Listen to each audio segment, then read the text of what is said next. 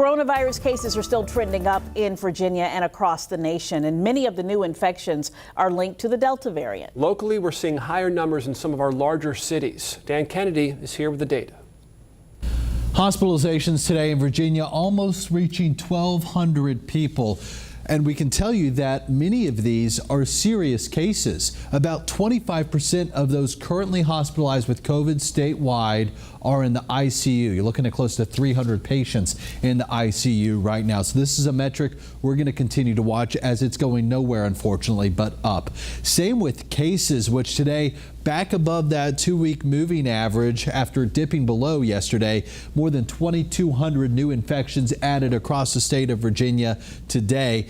And we're finding that to be the case in a lot of our local cities as well, driving up above the average. Today in Virginia Beach, 220 new cases. It's the most we've seen out of the beach since February 9th. Taking a look at Newport News, also above average today with 77 new infections, and Norfolk adding 76 new cases today, although perhaps that 2-week moving average starting to level out a bit in the Mermaid City. We'll keep a close eye on that.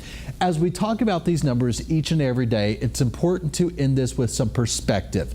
Most of these new cases, most of these hospitalizations, and nearly all the deaths from COVID in this state are occurring in people who are not fully vaccinated. 98% of those cases we just talked about in people not vaccinated. 97% of hospitalizations.